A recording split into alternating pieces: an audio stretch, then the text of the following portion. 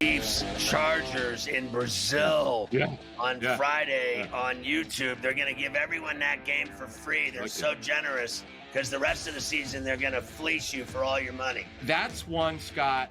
That division to me, based on what's happened to the Chiefs the last couple seasons, that division, the AFC West, could be up for grabs here. I know Chiefs fans think I'm probably out of my mind. Pharrell, Coast to Coast, only on SportsGrid. If you believe he should be in the Hall of Fame, there's, let's let him wait another 2 years. Wait, he's already dead at this point. Like, what are you waiting for? Another 2 to 3 years. He's either in or he's out. And sometimes you look at that too, Tom. It's like you can't tell, the history of Major League Baseball without Pete Rose. Frankly, the writers have some standard that they want to hold players to, which seems to fluctuate on a player-to-player basis. So he should be in the Hall of Fame, but I'm not sure how quickly he'll get there. Pro Baseball Today, only on SportsGrid. You are a Pirates fan. I don't think you've got a reason good enough for me to be wearing Met stuff when the Mets are playing the Pirates right now.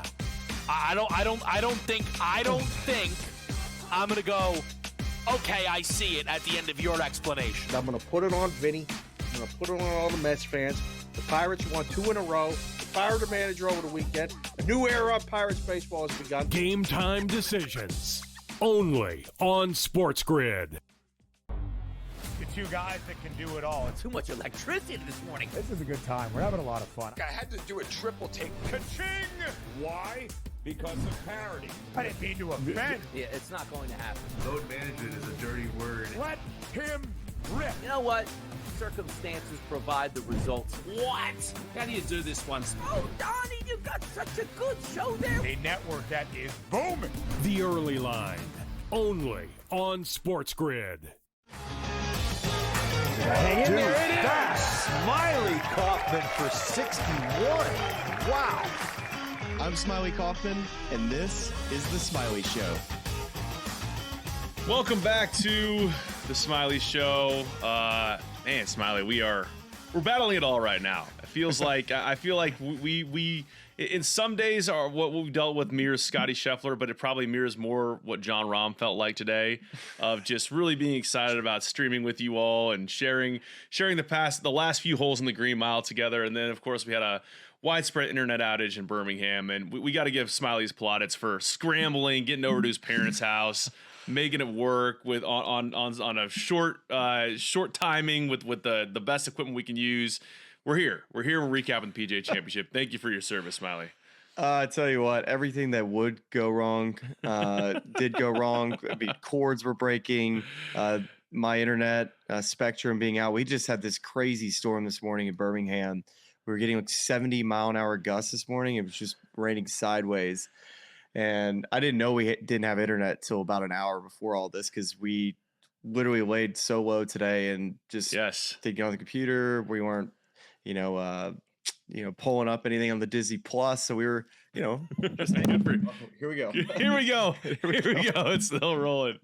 I'll say I'm a little bit relieved that it was you, not me, because I kept hearing rumors on the neighborhood listserv while I was away with you all in Charlotte that Google Fiber moving into the neighborhood, and they're encroaching on some existing turf, and apparently they knocked out some AT&T lines. So I was thinking I was going to get home and be like, hey, Smiley, I'm really sorry, but I'm not going to be able to stream tonight due to some internet turf wars. But AT&T kicking strong, and can't say the same for Spectrum in Birmingham, unfortunately, but they'll do their best. They'll get it back at some point. Well, I did get to watch all the golf. And that's something. It was to a point there for a while that I was a bit concerned if you're in the Scottie Scheffler camp. All of those things that we talked about heading into today were kind of coming into fruition, with Scottie being a little off on that front nine. I agree with that. I want to dig into that. The place we need to start, Smiley, is thanks to once again our friends at Magic Mind. I don't know if you have your Magic Mind with you, but I'm going to fire it up with a little mental performance shot here just to get us going, because as we've documented here, we're not a math pod, and I miscalculated how many Magic Minds I needed to bring for you and I this week, and so therefore I looked into my bag this morning and I had none left. So this is the first one of the day, and Magic Mind's going to get us right for this PGA Championship recap. Thank you.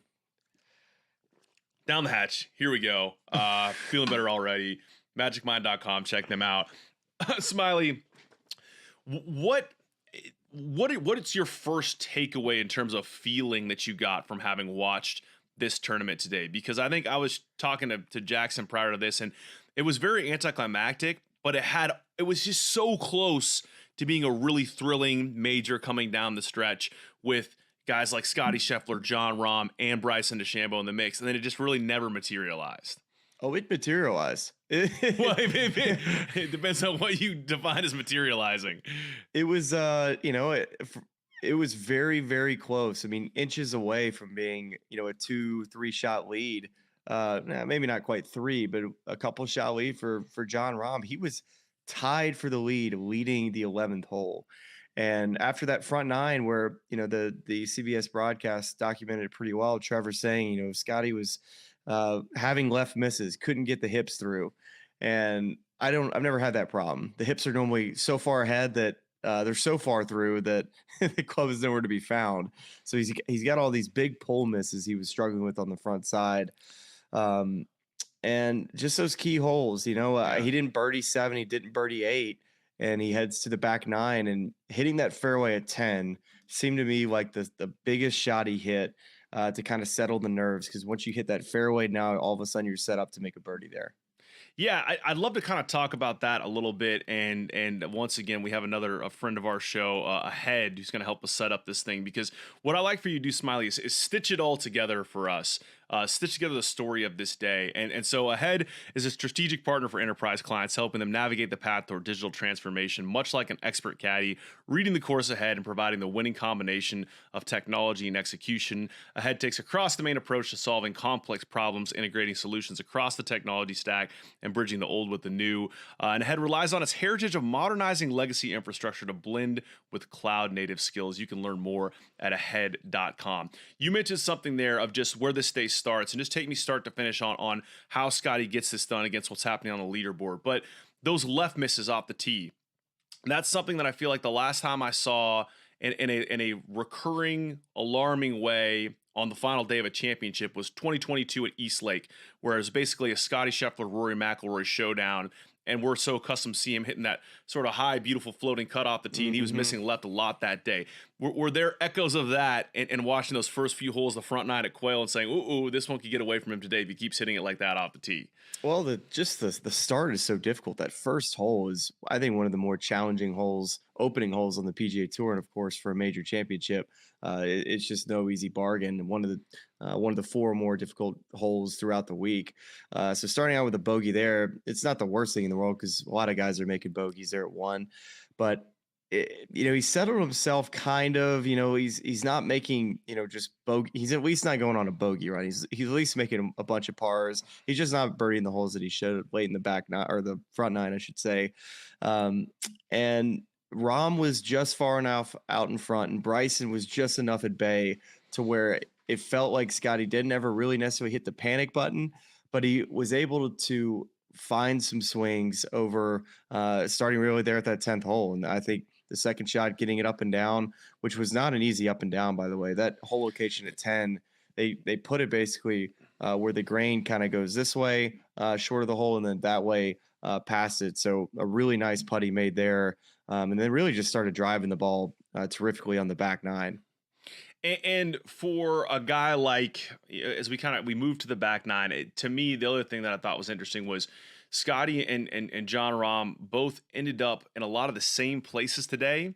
And whether or not it was Rahm trying to play aggressive and really make something happen, and then being left with a comebacker putt, specifically, let's talk about 15, where he's left with 12 feet coming back because he's putting from off the green and hoping to kind of make one or really kind of change the tide. Whereas Scottie plays a similar type of shot from a similar location, is afforded more of the luxury when you're leading a tournament of playing a little bit safer, but executes a lot of the shots in the same tough positions to a better degree, and that's what ends up creating the space between him and Rahm, the closest chaser at that time.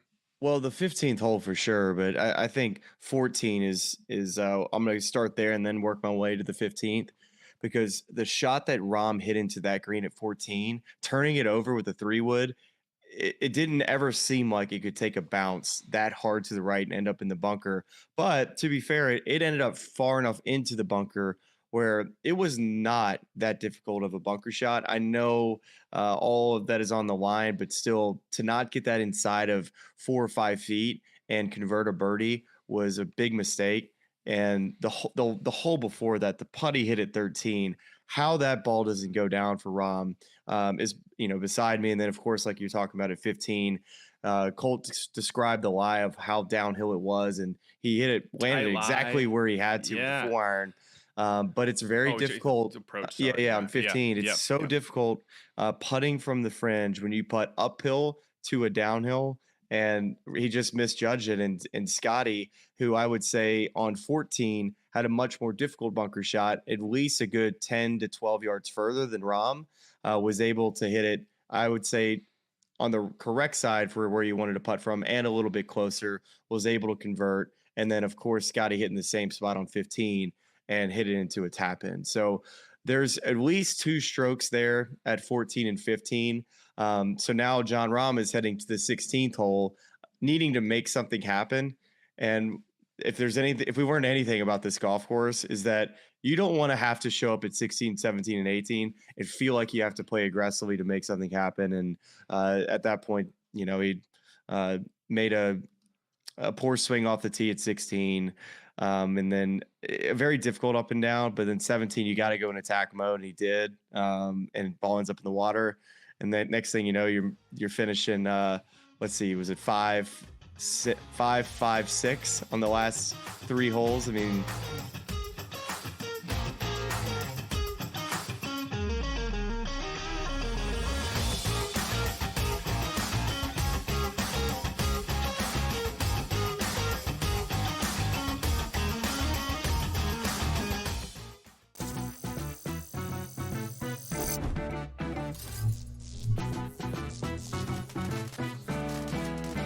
Did you know sportsbooks tend to draw up tighter bet lines for events that get even more bettors, like championship games or major matchups? My tip, try betting on less popular sports. You might have a better shot at beating those odds. Now, go get lucky. See you in Las Vegas. Let's get lucky. Chiefs Chargers in Brazil on Friday on YouTube. They're going to give everyone that game for free. They're so generous because the rest of the season they're going to fleece you for all your money. That's one, Scott. That division to me, based on what's happened to the Chiefs the last couple seasons, that division, the AFC West, could be up for grabs here. I know Chiefs fans think I'm probably out of my mind. Pharrell, coast to coast, only on SportsGrid.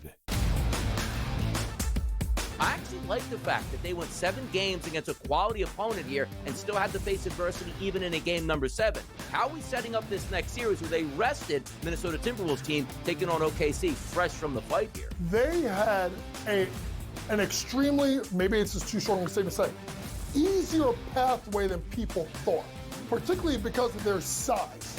The early line, only on SportsGrid. The game is on. The stakes are high, but the action isn't just on the field. He's rearranging that rhythm. Get it inside! SportsGrid's in-game live. Your ultimate second screen experience. A little flyer, couple 15.5 point live line. Every prop, every play, every day. Anything can happen. It's complete chaos. It's smarter to be on SportsGrid.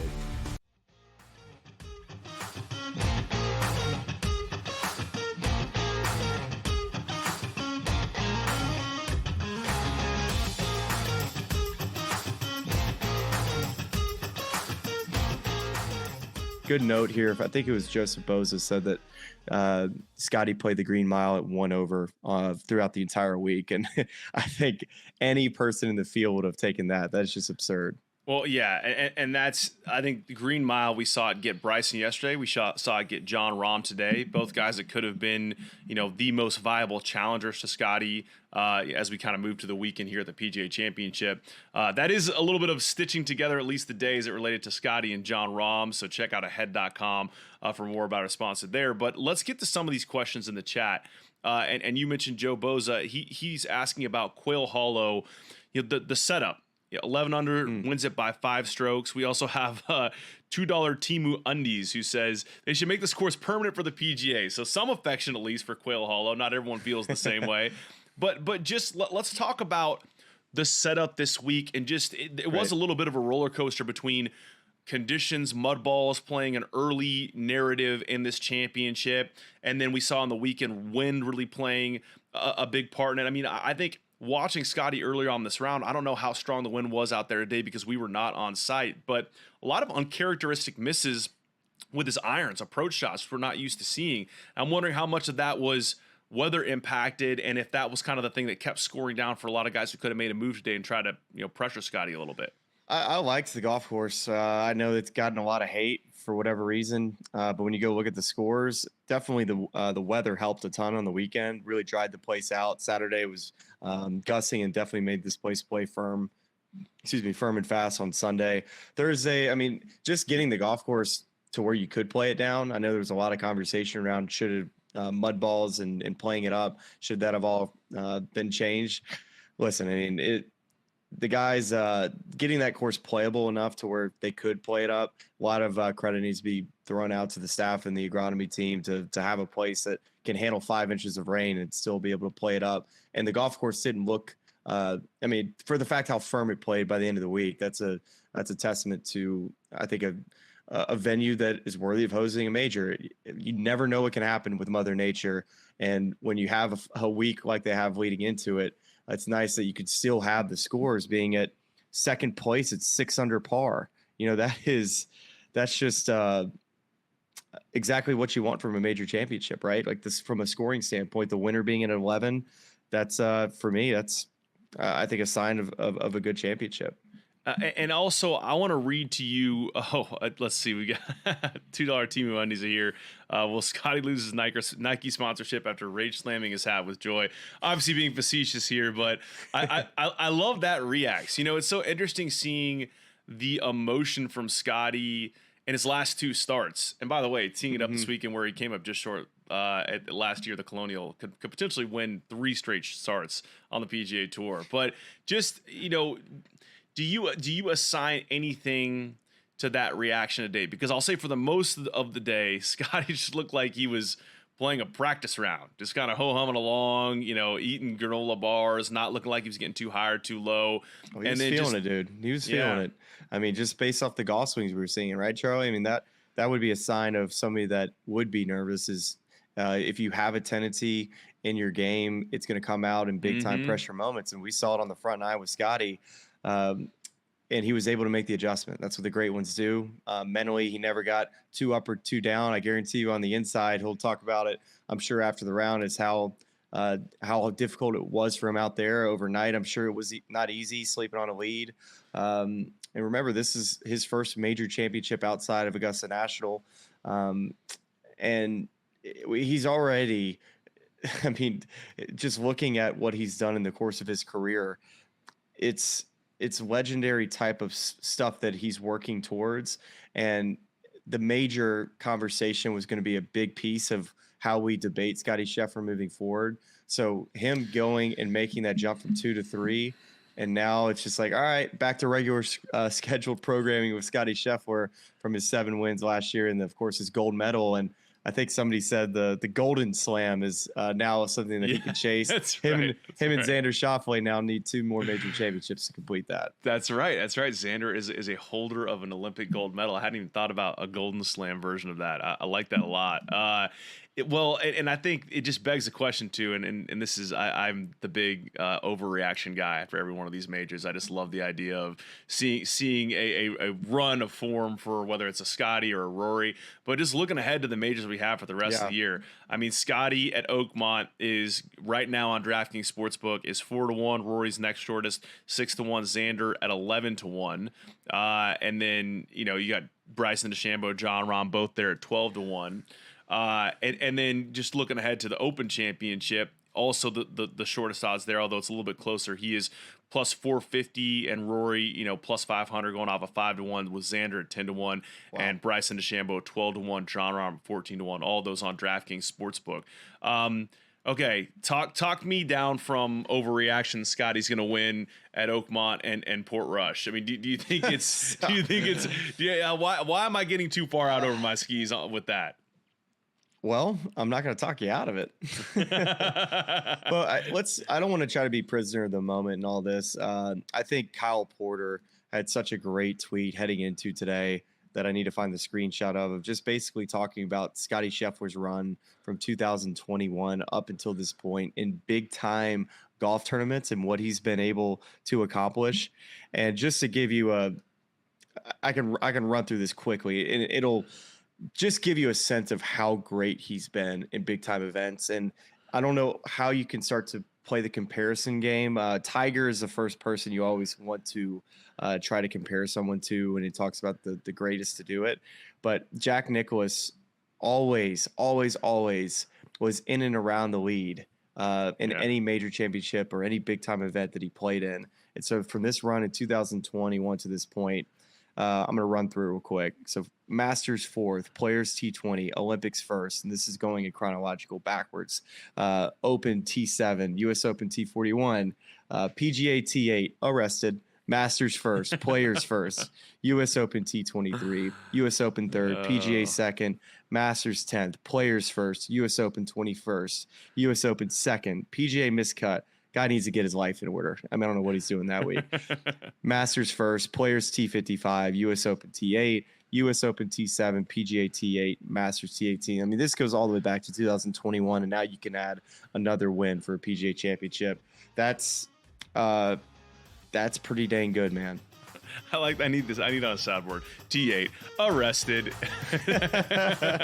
It sounds like one of our disclaimer reads we've been doing this week.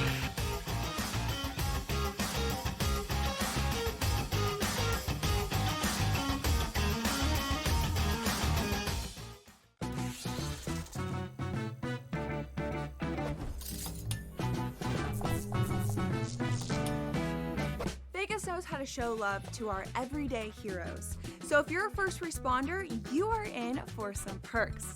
Lots of hotels and casino offer big discounts to any first responders who can show valid work or volunteer ID. So treat yourself to a discounted stay. You deserve it. See you in Las Vegas. Let's get lucky.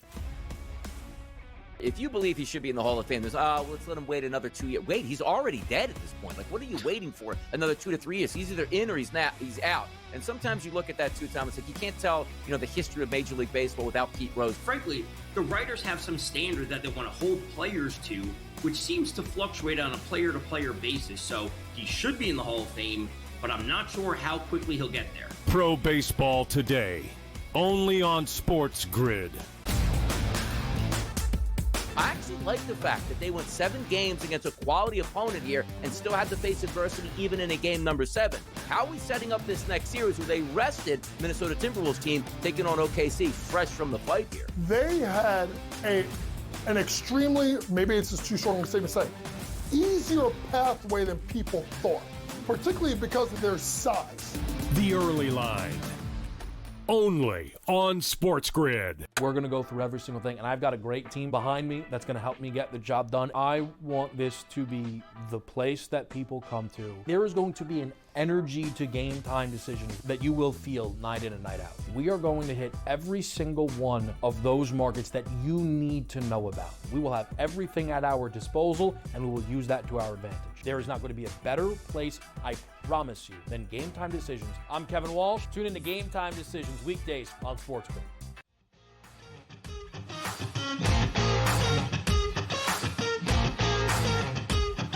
I love this so much.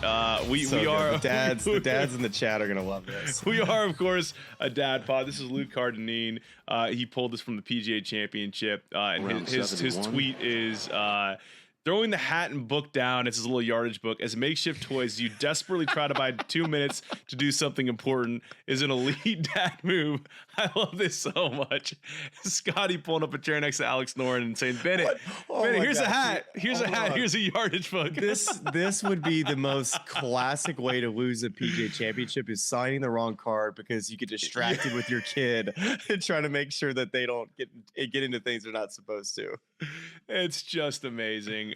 So glad that Luke shared that. How'd you lose the PGA? It's like, well, so I was signing my score. Funny story. Alex Noren saw at the proper moment to potentially change my score at the 12th hole, do a little switcheroo, and Noren said, looking back, he's like, I would have done the exact same thing over again. It's just so good. And we can come back to Scottie here, but one of the things we talked about was just seeing how Jon Rahm reacted to the way things ended.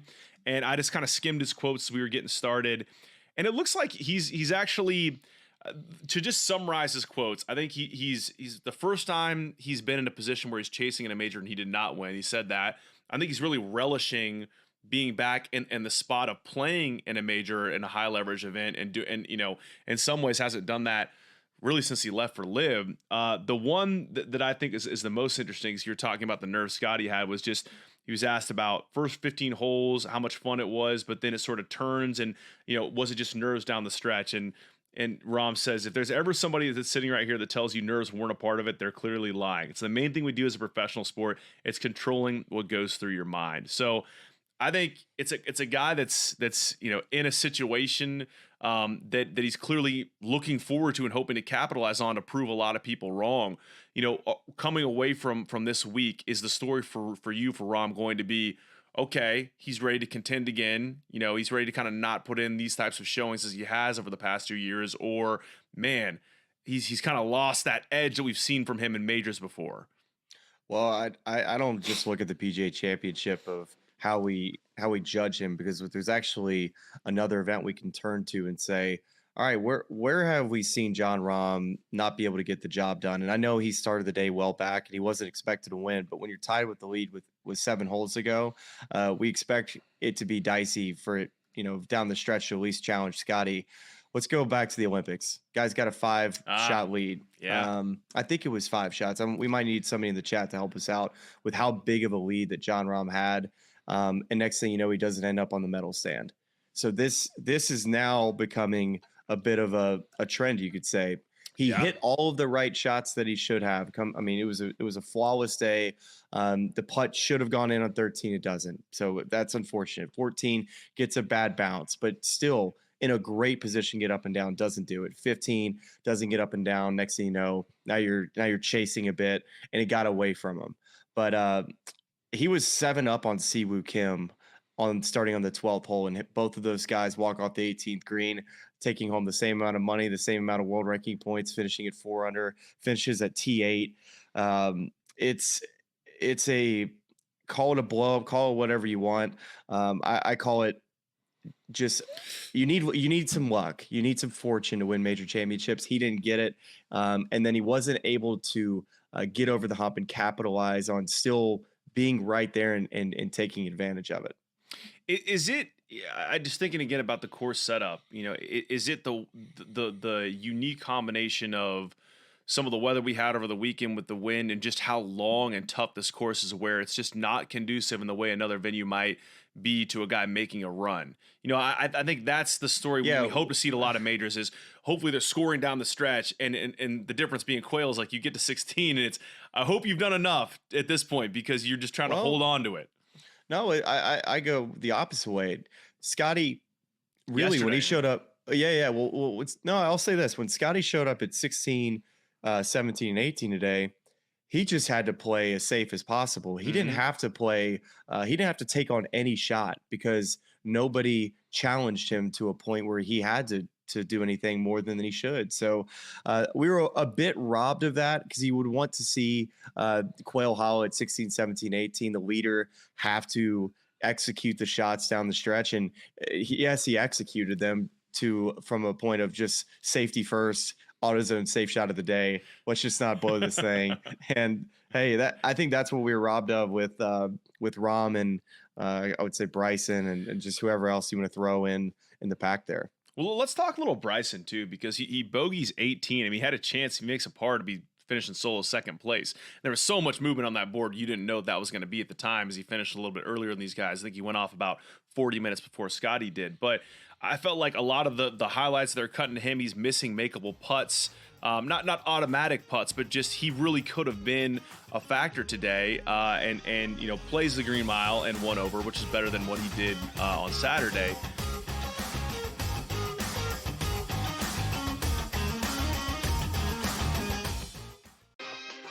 You are a Pirates fan. I don't think you've got a reason good enough for me to be wearing Met stuff when the Mets are playing the Pirates right now.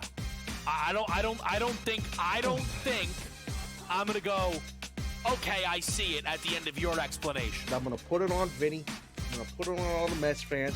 The Pirates won 2 in a row. Fired the manager over the weekend. A new era of Pirates baseball has begun. Game time decisions only on SportsGrid. Your college performance does not relate to the National Football League. It never they does. They played side by side yes. with each other, and he wasn't as good as Quinn Ewers. That's an issue. That's a major issue. It wasn't that it wasn't as good as Quinn Ewers. Ever got to Texas. It wasn't that it wasn't as good as Quinn Ewers. It was Quinn Ewers' program, which Steve Sarkisian made very clear the entirety of the time that Arch Manning was in Austin. So for you to argue that because Ewers is a 7th-round pick, Arch Manning is not that good and not deserving of being first overall is asinine. It is wrong. It is incorrect. He's going to be number 1 overall. My whole thing was I'm buying you're doing your thing now where you double down on a take that is incorrect. The best quarterback prospect to ever hit college football can't play over a 7th-round pick who didn't even play good. Quarterbacks in the history of the sport. Quinn Ewers couldn't even play at Ohio State. He couldn't even play at Ohio State. Quinn Ewers. Go look it up. The Early Line, only on SportsGrid. Chiefs Chargers in Brazil on Friday on YouTube. They're going to give everyone that game for free. They're so generous because the rest of the season they're going to fleece you for all your money. That's one, Scott. That division to me, based on what's happened to the Chiefs the last couple seasons, that division, the AFC West, could be up for grabs here. I know Chiefs fans think I'm probably out of my mind. Pharrell, Coast to Coast, only on SportsGrid.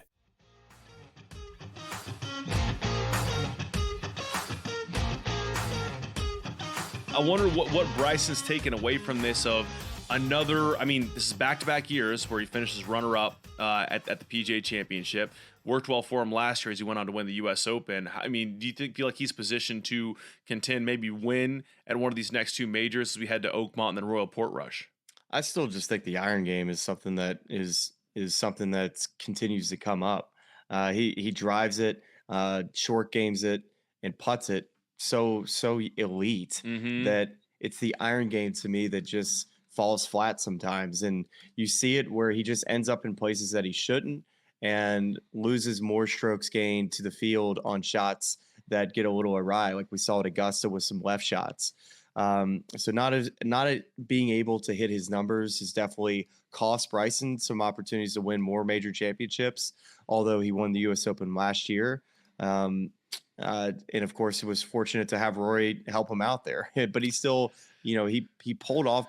We know that he can pull off big shots at big moments. But to me, it's more so the iron game that's kind of been just a little off. Yeah, we have a comment here from Marcus Rainwater that in the post-round comments, I'm not sure if this was to Amanda or just the press conference, about how he hits the ball so high, he struggles in these windy conditions. He also told Amanda that he has a big trick up his sleeve for the U.S. Open. I'm waiting with bated breath to see what that's going to be. No Laying Up tweeted out a guy with a T-shirt cannon saying that's going to be his big trick. Would love to see him show up with that. I thought this is interesting to me, and I haven't dug into it too deep yet, but I'm just going to throw this to you and just see how you react to it. Ryan Barath, he's a gear editor with Scratch.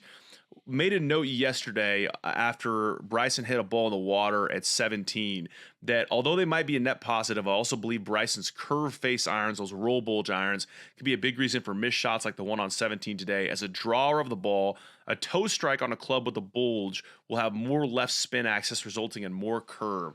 I mean, Bryson's is the mad scientist. He's looking into all these sorts of things. But do you think part of the, because to your point, we've talked about this time and time again in majors of what the distance control on the irons is a little off, the accuracy is off, and let's hear it. So crosswind. So if you're taking what we just learned with the bulge face irons and adding more spin to the golf ball, that when you play in windy conditions, you're trying to hold winds. You're trying to take spin off of the golf ball when it comes to side spin. So when you throw, if you start riding a right to left wind with that would make sense because like Scottie Scheffler is always holding the wind to make the golf ball land softer. For Bryson, when you just play draws, he doesn't ever play fades with irons. That would make sense that crosswinds would be a big issue, especially throwing it up in the air, that the ball is just not going to land as soft.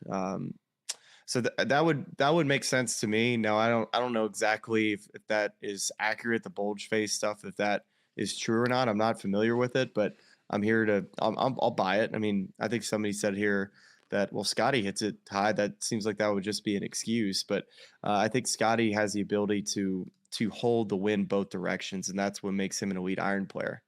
Yeah, I mean, I think that's a fair one as well, as like, that if you can work the ball both ways, that is the ultimate skill set that kind of takes those weather things out of play. Makes it fly straighter, man. Yeah. That's what he does. I remember the first time in 2021 where I've watched Scottie Scheffler really play for the first time. This is the U.S. Open at the Country Club, and it's my second event working as an on-course reporter. And I watched Scottie hit the shot on I think it was the 12th or the 13th hole, par 4, and right to left wind, similar front right hole location. He holds this fade, and the ball doesn't move at all. And it was just such a straight shot with I would say a good 10-mile-an-hour wind. And Ted Scott goes and gets the divot, goes and replaces it. And I'm like, Teddy, what type of shot does he hit? Is it a fade? Is it a draw? He said, straight, brother. Every shot he hits with an iron just ends up going straight. And that's seriously what it looks like when you watch him play, is it doesn't matter how much the wind is blowing. The golf ball always seems like it just flies straight. Who are the other guys on this leaderboard where we ended up with where we ended up today, and you felt like there was something notable to take away from, whether it's a Harris English or a Davis Riley? I mean, Davis Riley had such an up and down day. To finish T2 after making a triple bogey at 7, I thought was pretty impressive. I mean, who are the guys who you're looking down this board and you're saying, okay, they're going to get lost in this narrative. They're going to get lost in the shuffle of celebrating Scottie's 3rd major halfway to a career Grand Slam. They're going to get lost in the whole rundown we're going to do on live players. Can they win majors? Bryson, John Rahm. But it's worth talking about these guys. We need to find a new bit for Joaquin Niemann, unfortunately. Oh, man. So T8, I think that's his best finish in a major. Let me check that really. It's his first top 10. First top 10. That was our bid. It's everybody's bid. Is that how can I think it was Phil Mickelson arguing that he potentially could be the first or the best player in the world. Yeah, he was arguing that after one of his live wins this season, and everybody's like, dude, he hadn't made a top 10 in a major. So now we have to kind of turn the clocks here and say, well, until Joaquin Niemann gets a top 8 in a major, we can't have this conversation. Well, some people drafted him on their next 10 years team, and they're elated to see finally some return on investment there with that T8. So Joaquin is one that's notable. I mean, although it just felt like I'm not sure that anyone really felt close. Like I think you can look back and look at, working your way back into the top 5 or top 10 in a major, but I'm not sure. I mean, I think there are 10 guys who finished tied for 8th at 4 under, which ended up being 7 shots off the lead. Like, just wondering how notable that feels to you. Right. Well, I have 2 kind of different storylines of players that I kind of want to touch on. And 4 of them are U.S. Ryder Cup player potential guys. I think Harris English almost feels like he just played his way onto the team, a player that's already won on the PGA Tour this season, won the Farmers Insurance Open earlier this season, 600 today, vaulting all the way to T2. So kudos to him there. Also, these two guys, I think would be fantastic if they found a way onto the team. If you threw out JT Poston and Denny McCarthy on guys that stripe it, like if you just put JT Poston on the greens for name the striper of the golf ball and then put Denny McCarthy on somebody who also stripes, you're like, all right, now we're starting to see some like pretty sick pairings, and you know those two guys can roll it. Both of those guys had really nice weeks. JT was, I think he was like around 30th heading into the week. That was a bad bogey at the last hole that really cost him a lot of points. Denny kind of sneaking into the top 10 as well. And then another player outside of Keegan Bradley, who he had a bad miss at the last hole, didn't he? To drop into T8. That's a conversation worth having. And then all the way down the board is Max Homa. I think you got to talk about his weekend, finishing T60. He shot, I think, 76, 77 on the weekend. And heading into the weekend, that was something that, of course, we talked about is can Max have a really good major season to kind of save what we've seen throughout, and of course didn't have a good Saturday, Sunday. Two things we want to get into here are Rory declining media availability, which is something that kind of happened on and off this week. Of course, was the story after the U.S. Open at Pinehurst, and some comments from Xander Schauffele. Where would you like to begin, Smylie, in terms of taking these two topics? Well, I think just listening to maybe the chat here to hear their opinions on Rory not doing media this week. That'd be interesting to hear some takes there. But I'll pose this back to you because I think I've been interested to hear your perspective from a journalistic standpoint about whether players, if you care, whether or not they do media or not. I've come back and forth on this topic. Rory was not a part of the storyline really on Saturdays or Sunday, so I can understand why, like, hey, what is there to talk about? But the big conversation seems to be about the driver that failed the testing this week, but also it's something that Xander dropped in an interview after the round today, is that he had found out that Scottie's driver failed this week and that he uses backup. So with that in mind, the story of, I always thought it was a nothing burger anyways, because I think people were trying to make out that, oh, well, Rory was using a legal driver at the Masters. And even in that case, if that's what Rory was worried about, answering questions about that, it's so easy to just say to them, to the media members, it's like, hey, my driver wasn't tested that week. Of course, I trust my team at TaylorMade that it's going to be a conforming driver. And, you know, we're always working, you know, there's ways to get around this whole thing.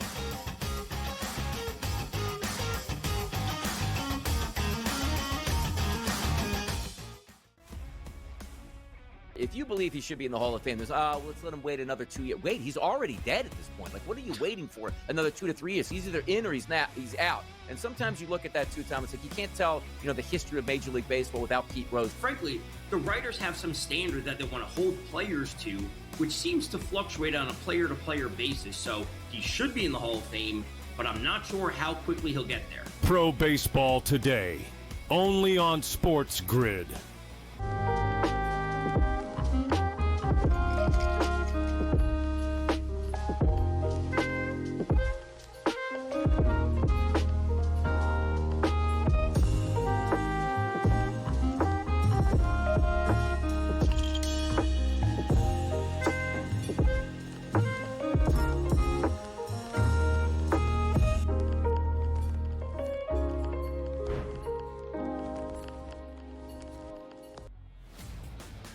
Your college performance does not relate to the National Football League. It never does. They played side by side with each other, and he wasn't as good as Quinn Ewers. That's an issue. That's a major issue. It wasn't that he wasn't as good as Quinn Ewers. Ever got to Texas. It wasn't that he wasn't as good as Quinn Ewers. It was Quinn Ewers' program, which Steve Sarkisian made very clear the entirety of the time that Arch Manning was in Austin. So for you to argue that because Ewers is a 7th-round pick, Arch Manning is not that good and not deserving of being first overall is asinine. It is wrong. It is incorrect. you he's going to be number 1 overall. My whole thing was I'm buying you're doing him your because thing now I when you expect him to double have a down on a decent tape season. No, I'm that not is doing that. incorrect The when I best show it's quarterback incorrect. prospect to ever hit college football can't play He's over not a so. 7th-round There were pick two who didn't even perfectly play rated good. quarterback Stop recruits it. in the history of the sport. Quinn Vince Ewers couldn't Young even play at and Ohio Quinn State. Ewers. He couldn't even play at Vince Ohio Young State. and Quinn Ewers. Go look it up. The Early Line, only on SportsGrid. I think on the driver thing, and Xander Schauffele, said today, I think they should test everyone's driver. It's not right to just test 50 guys. It just doesn't make sense if you're in it for the spirit of the game. The whole point of it is to protect the integrity of the field. If you don't test everyone across the board, I don't think you're protecting the whole field. Andy Johnson of the Fried Egg echoes those statements, says drivers in 3-wood should be tested on the first tee before every single round. It takes a matter of seconds to administer tests.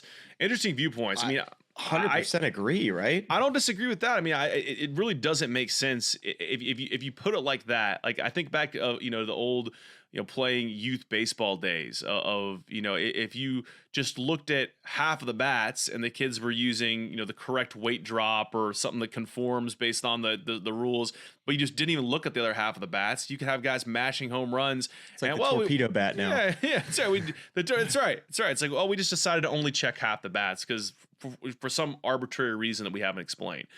If it is as fast as Andy Johnson says it is, it should be something that we're doing it to everybody or we're not doing it to anybody.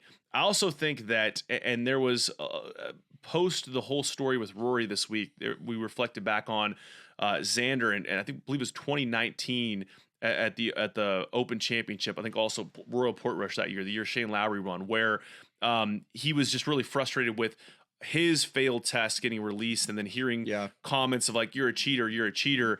And I think maybe it's because we live in more of a golf world now and we're kind of on the nerdy side of things. Like we know how close to the margins these drivers are and how, insignificant in the grand scheme of things it is to fail a driver test. It ties into the whole rollback conversation too, like the speeds they're testing at, they're trying to kind of get under certain spin limits and speed limits coming out the face. And, so to me, it's again, I understand why you would test because you don't want this driver getting so hot and so explosive that down the road it's like way over the legal limit. But these guys, with the frequency of new equipment they're getting, how often they're being tested, it's really not a big deal. So, I mean, I just, that's my take on the driver thing. I don't know if you want to go in a different direction on the media availability thing as well, but I just think we overblow these driver tests when it's just the margins are so fine and thin. Yeah, I think the argument that I keep reading on the internet just about Rory's media availability, it seems that he's very just happy-go-lucky when it comes to doing media. It's like if he plays good, he'll do media, but if he doesn't, he won't. Until you make it to where it's mandatory, I guess he has that right. But with a story this week on just, hey, can you just have your team put a statement out on this whole thing to where then you can just decline media if you want. I go back and forth on it. I don't really care to know what Rory says about his 73 and his game because of course his game was off this week. So that part of it doesn't bother me. And like, what is he going to say about the driver that he can't already? That it's already out. It's done. It's and Joseph Bose asked how did Rory's failed test get out, but Scotty's did, and I don't know the mechanics of that. I think some of the sourcing that I'd heard on the Rory thing was almost borderline accidental as how it got out. Mm-hmm. I think that maybe that's why I don't want to comment on it because he was annoyed that it got out.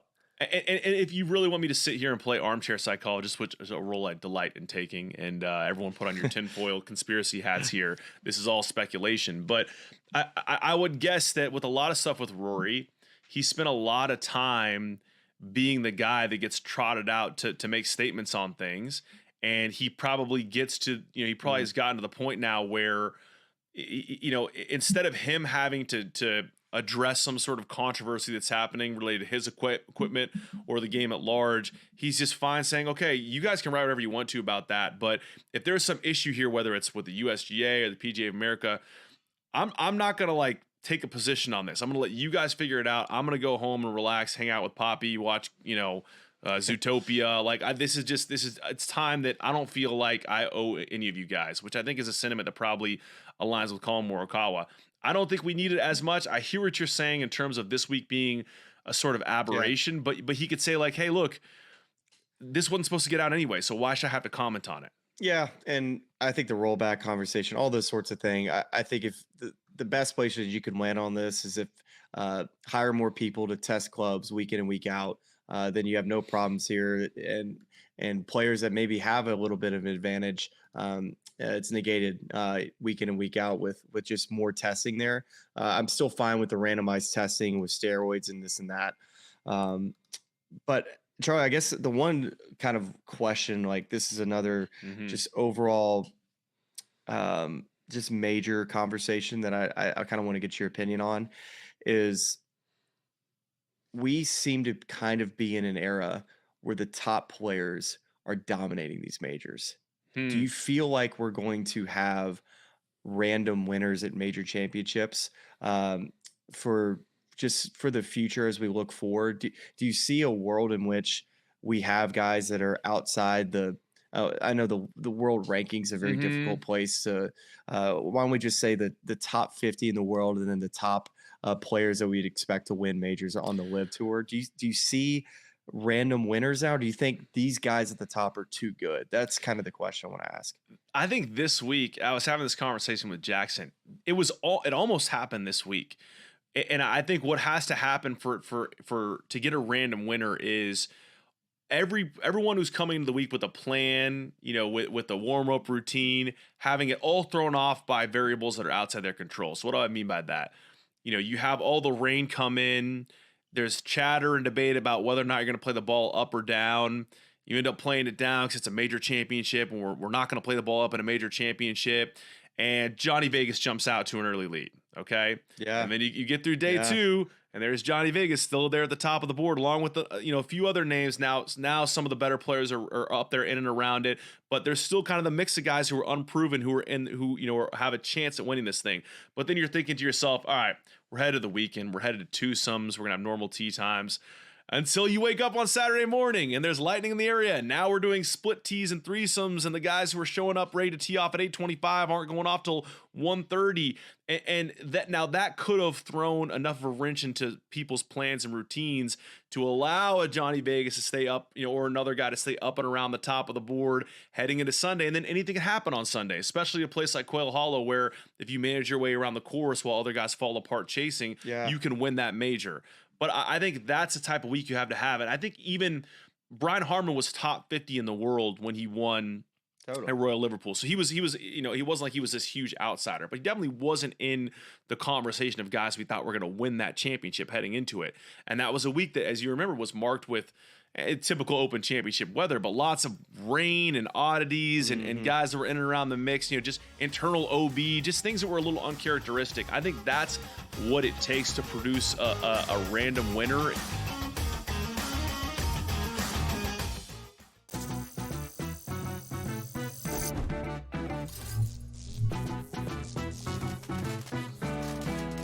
Did you know sportsbooks tend to draw up tighter bet lines for events that get even more bettors, like championship games or major matchups? My tip, try betting on less popular sports. You might have a better shot at beating those odds. Now, go get lucky. See you in Las Vegas. Let's get lucky. Chiefs Chargers in Brazil on Friday on YouTube. They're going to give everyone that game for free. They're so generous because the rest of the season they're going to fleece you for all your money. That's one, Scott. That division, to me, based on what's happened to the Chiefs the last couple seasons, that division, the AFC West, could be up for grabs here. I know Chiefs fans think I'm probably out of my mind. Pharrell, coast to coast, only on SportsGrid. I actually like the fact that they won 7 games against a quality opponent here and still had to face adversity even in a game number 7. How are we setting up this next series where they rested Minnesota Timberwolves team taking on OKC fresh from the fight here? They had an extremely, maybe it's just too strong a statement to say, easier pathway than people thought, particularly because of their size. The early line. only on SportsGrid. The game is on.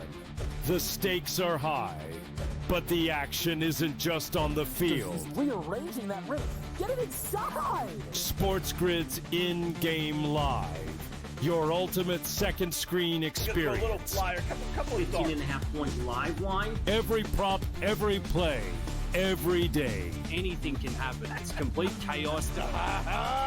It's smarter to be on SportsGrid.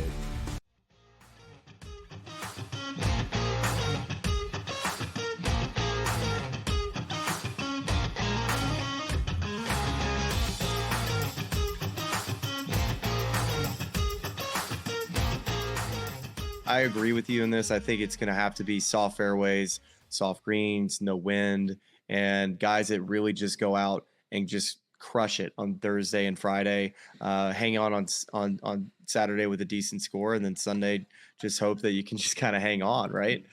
Yeah, and look, here's Marcus Rainwater speaking to that same sort of comment. Like, it did pan out great. I also think that the second part of that too is that there are just so many good players that in the world in general right now, but just in that cream of the crop group. Like, think about, again, this week where we came into the week and we're like, man, there are 6 guys that could legit win this golf tournament. And none of those guys really stayed up in and around it other than Scottie and kind of Rahm till the end. But the fact that, Rory made the cut on the number, Xander made the cut on the number, JT missed the cut, Jordan Spieth missed the cut. Yeah. All the guys that we thought, had a chance were in the mix. It got stripped down, and there was still a guy like Scottie Scheffler rose to the top, justified his betting odds and went on and won the thing. I just think it's really hard to have a winner that is out of left field because inevitably one of these top 10 guys in the world, top 20 guys in the world is going to put together 4 good rounds and be there and have the experience to win the major. It was a bit of a random leaderboard at Oakmont, but the Open Championship, the draws can kind of create definitely some randomness for sure. But yeah, I think it's interesting because when I think about majors and who's going to win them, it's hard to get outside of about 6 to 8 guys. Yeah. It's Scottie Scheffler, it's Bryson DeChambeau, it's Rory McIlroy, it's Colin Morikawa, and even him, he hasn't won in a long time, but still, like, he would be on the back half of this list of guys. Like, yep, he could definitely win. And of course, John Rahm. Who am I missing? And there's maybe a couple of other guys, and JT Ludwig. JT Ludwig. That seems about like that's kind of the group. And what do they all do? They hit it far. They're good iron games, good short games. No weaknesses. Another comment here about Oakmont. 4 under wins it in 2017 with DJ. Only 5 guys under par for the week. Again, feels like a course that is suited to, or a test that's suited to a guy like Scottie Scheffler that just finds a way to shoot a score, even when, today was maybe his C- game, his D+ game. and it wouldn't have set him up nicely if it was Thursday, but when he has the lead he has on Saturday night, you can afford to kind of have your C- D+ game for Scottie Scheffler and still win a major. But it's again, maybe this is a little unfair to Jon Rahm, but there were a lot of those situations where Jon Rahm hits it to a certain spot, ends up adversely impacting his score. Scottie hits it to the same spot because his shot was a little off or this and that, but he finds a way to get the ball in the hole for a par, mitigate damage. And to me, it's just like, that's just what he does every single round. He just gets the best possible score out of no matter where his game is that particular day. Yeah. If you're going to have to beat Scottie Scheffler, you can't make mistakes. You really can't, because Scottie, for the most part, he's going to figure it out over the course of 18 holes. He did on the back 9, and it was enough to not only put it away, but put it away with a 5-stroke win. What do you think of your odds making here, Smylie?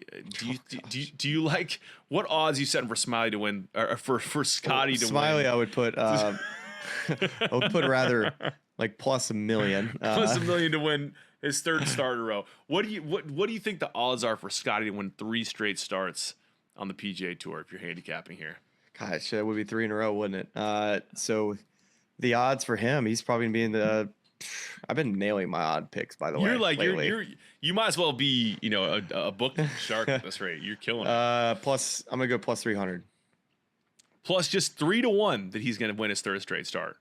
Yeah. That is I mean, I would say probably greater than that. Do you see it? I don't see it. Oh, you want me to actually grab a book? Let's see. Actually, let's see. I thought you were asking like. How is this possible? It's actually it's plus 250. It's actually shorter than. Oh wow! I thought plus 300 was outrageously low, and I guess really it's just the odds for the event themselves because he already won the first two legs. So it's not like they increase just because he's going for his third straight win. Yeah, it's not like a parlay. This thing doesn't like increase. It's just 1 week. It's just 1 week. It's not Plus boosted odds here. 250. Who do you think the next shortest odds are in the field? I don't know even. I don't even know who's playing. So to be honest, I'm gonna probably say Xander's probably playing.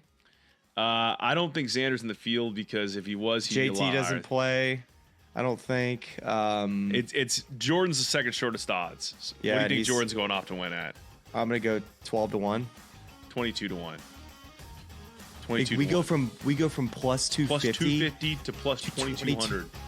And Hideki Matsuyama at 2500 after that.